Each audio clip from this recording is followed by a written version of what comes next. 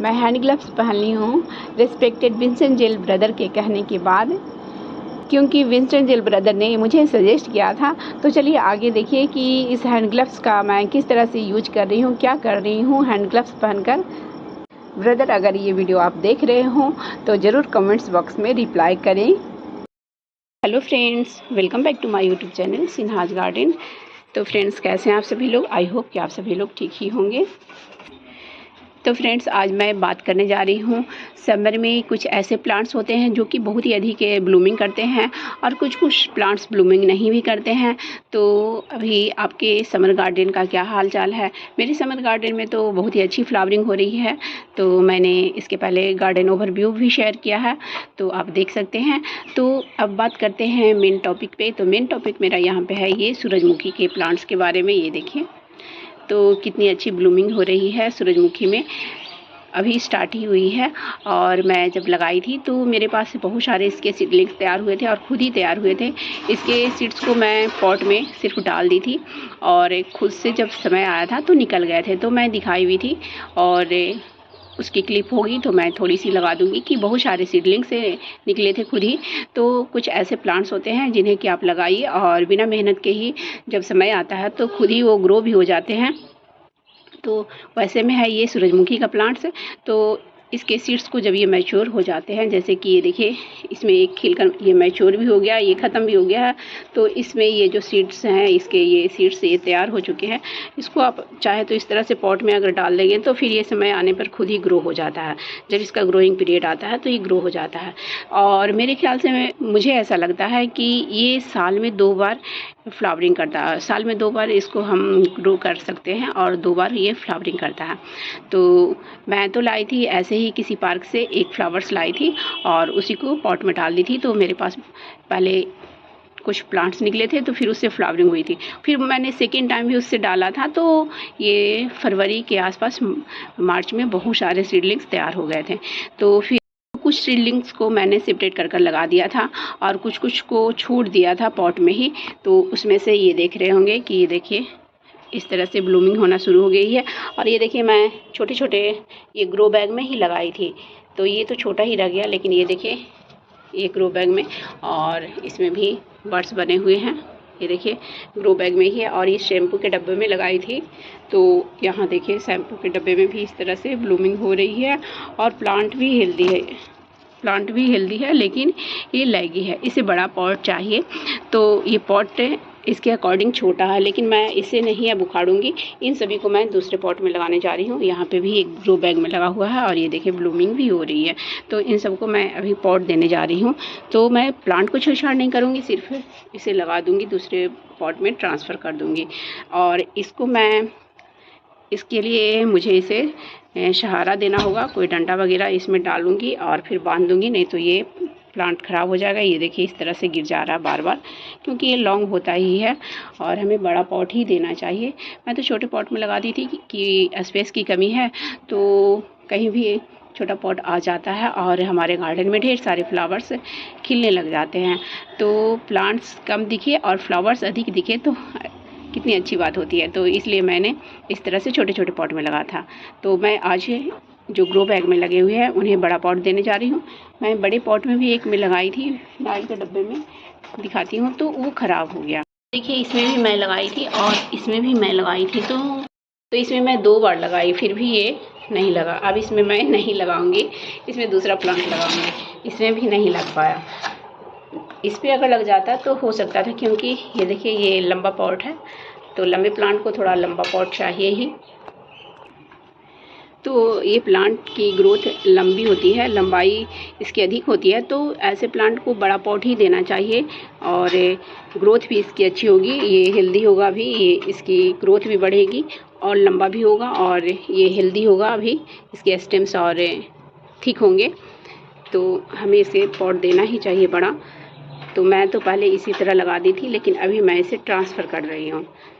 तो चलिए मैं दिखाती हूँ कि मैं कैसे ट्रांसफ़र कर रही हूँ इसे। तो ये देखिए उसके लिए मैं यहाँ पे सॉइल तैयार कर कर रखी हुई हूँ और ये वेल ड्रेन सॉइल है। वेल ड्रेन सॉइल ही दीजिए, पानी होल्ड नहीं होना चाहिए। होल्ड होगी तो फिर ये प्लांट्स ख़राब हो जाते हैं। तो ये देखिए आपको दिख रही होगी सॉइल कैसी भुरभुरी है, तो बिल्कुल भुरभुरी है। और सैंड मेरे सारे सॉइल में सभी ओल्ड सॉइल हैं, तो सैंड मिला हुआ है, मैंने अलग से भी नहीं मिलाया है। तो अगर आप न्यू सॉइल ले रहे हैं तो उसमें 10% सैंड मिला लें, लेकिन मेरे इस में सैंड मिला हुआ है और ऑलरेडी मैं इसमें कंपोस्ट भी मिला चुकी हूँ। तो आप 10 to 30% इसमें कंपोस्ट मिला लें। और इसमें मैं किचन वेस्ट कंपोस्ट मिलाई हूँ और कोई भी कंपोस्ट इसमें अभी नहीं मिलाई हूँ, क्योंकि और कोई कंपोस्ट है ही नहीं मेरे पास अभी। तो मैं किचन वेस्ट कंपोस्ट मिलाई हूँ। तो किचन वेस्ट कंपोस्ट भी बहुत ही अच्छा होता है प्लांट के लिए। और kitchen waste compost free of cost तैयार भी हो जाता है, मार्केट से हमें खरीद कर लाने भी नहीं पड़ते। तो किचन वेस्ट कंपोस्ट घर में बनाते रहे, मैं हमेशा बनाती रहती हूँ और फिर ज़्यादा उसी का उपयोग करती हूँ इन सभी प्लांट्स में। तो ये देखिए इस तरह से मैंने बिल्कुल भुरभुरी सॉइल बना रखी है। तो अब मैं प्लांट को लगाती हूँ। तो ये मैं ग्लव्स लाई हूँ और मेरे एक यूट्यूबर फ्रेंड्स हैं यूएस के, विंस्टन जेल कुकिंग चैनल है उनका चैनल, तो उनके और भी सारे हैं, लेकिन उनका कुकिंग का जो चैनल है वो मुझे बहुत ही पसंद है और उनके कुकिंग का स्टाइल ही बहुत ही मुझे अच्छा लगता है। बहुत ही अच्छी अच्छी रेसिपी भी वो बनाते हैं। तो विंस्टन ब्रदर जेल ने ही मुझे सजेस्ट किया था कि हैंड ग्लव्स पहनकर ही सॉइल से रिलेटेड, या जैसे कि हम लोग कोई फर्टिलाइज़र, केमिकल फर्टिलाइज़र वगैरह कभी कभी प्लांट्स में डालते हैं, तो हैंड ग्लव्स पहनकर ही डाला करें। तो हैंड ग्लव्स और मेरे पास थे, लेकिन ये हैंड ग्लव्स मैं स्पेशल लाई हूँ और वीडियो में आप लोगों के साथ शेयर कर रही हूँ। तो मैंने हैंड ग्लव्स पहन लिया है रिस्पेक्टेड विंस्टन ब्रदर के कहने के बाद। तो अब मैं ग्लव्स पहन के ही सॉइल वाला काम क्या करूँगी। और कभी कभी ऐसे हम लोग से तो आदत नहीं है, तो हो जाती है। तो ये देखिए ग्लव्स मैं पहन ली हूँ। तो ब्रदर आप देख रहे होंगे तो आप बताइएगा ये ठीक है मेरा ग्लव्स या नहीं। तो चलिए आगे जो वीडियो का काम रुका हुआ है वो पूरा करते हैं। तो देखिए ये एक पॉट ले ली हूँ। तो ये तो मिट्टी के हैं और मिट्टी के पॉट ज़्यादा अच्छे होते हैं। तो होल्स को भी कवर कर ली हूँ और इधर ये के प्लास्टिक के भी 1-2 पॉट ले ली हूँ। तो इसमें भी लगा लेती हूँ और होल्स को उसी तरह मैं कवर कर ली हूँ। तो ये थोड़ा बड़ा पॉट था, तो कुछ सूखे हुए लीव्स वगैरह थे और बनाना पिल्स वगैरह कुछ सूखे हुए थे।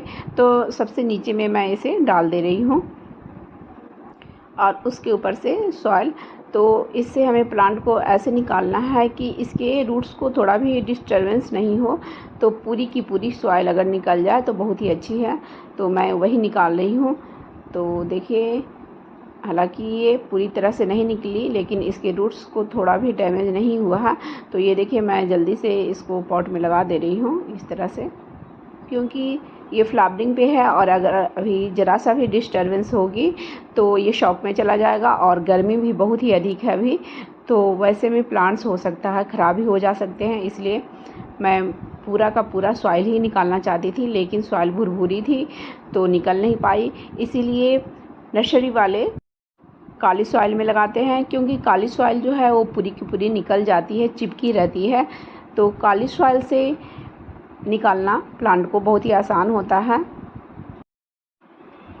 तो इस तरह से मैं सॉइल से भर दी हूँ और जो रूट्स के पास जो सॉइल है वहाँ पे इस तरह से मैं उठा दी हूँ और किनारे किनारे से मैं सॉइल डाउन कर दी हूँ, क्योंकि पानी में डालूँगी तो किनारे से ही डालूँगी। अगर हम प्लांट्स के रूट्स के पास से अगर डालेंगे तो जो भी थोड़ी बहुत रूट्स में सॉइल चिपकी हुई थी वो फिर हट जाएगी। तो फिर प्लांट्स को सेट होने में टाइम लग सकता है या प्लांट ख़राब हो सकते हैं। तो इस तरह से ये देखिए साइड साइड से पानी डालें और पानी ऐसे भी इसी तरह से डालनी ही चाहिए, एकदम रूट्स के पास से पानी नहीं डालना चाहिए। तो इसे अभी सेट होने के लिए 3 से 4 दिन के लिए मैं बिल्कुल से शेडी प्लेस में रखूँगी और उसके बाद थोड़ी थोड़ी हल्की फुल्की धूप में रखना स्टार्ट करूँगी, जहाँ की बहुत छनकर कम धूप आती हो। तो वैसी जगह पे 1 सप्ताह के लिए रहने दूँगी, उसके बाद फुल सनलाइट में रखूँगी। तो इस तरह से और भी जो प्लांट्स थे मैं धीरे धीरे कर इस तरह से निकाल रही हूँ और निकाल कर लगा ले रही हूँ। तो अभी तक अगर आपने वीडियो को लाइक नहीं किया है तो प्लीज़ वीडियो को लाइक कर दें, शेयर करें। और मेरे चैनल में जो पहली बार आए हैं तो प्लीज़ मेरे चैनल को पहले सब्सक्राइब कर लें और बेल आइकन्स को भी प्रेस कर दें, ताकि जब भी मैं अपनी न्यू वीडियो डालूँ तो उसकी नोटिफिकेशन आपको समय से मिल जाए। तो इस तरह से बिल्कुल से धीरे धीरे सावधानी से प्लांट को निकालिए कि उसके रूट्स डैमेज नहीं हों। तो इस तरह से मैं तीनों प्लांट की रिपोर्टिंग कर दी हूँ। हालांकि बहुत ही गर्मी हो रही थी तो अभी नहीं करना चाहिए था, लेकिन फिर नहीं करती तो फिर इसमें अच्छी फ्लावरिंग नहीं होती। और ये जो प्लांट बचा हुआ है छोटे से पॉट में ही लगा हुआ है, तो देखिए इसको मैं किस तरह से सेव करती हूँ।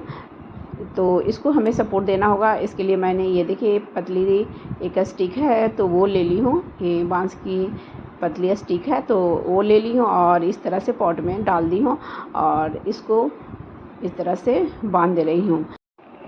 तो ये देखिए इस तरह से मैं इसको सपोर्ट दे दी हूँ।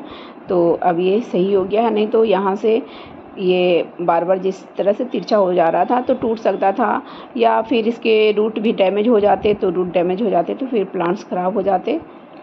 तो अब ये सही रहेगा प्लांट। तो चलिए अब मैं अपने मेंबर्स से मिलाती हूँ, मेरे चैनल के जो मेंबर्स हैं उनसे मिलाती हूँ। Thanks all my members. Video में अब तक बने रहने के लिए बहुत बहुत धन्यवाद।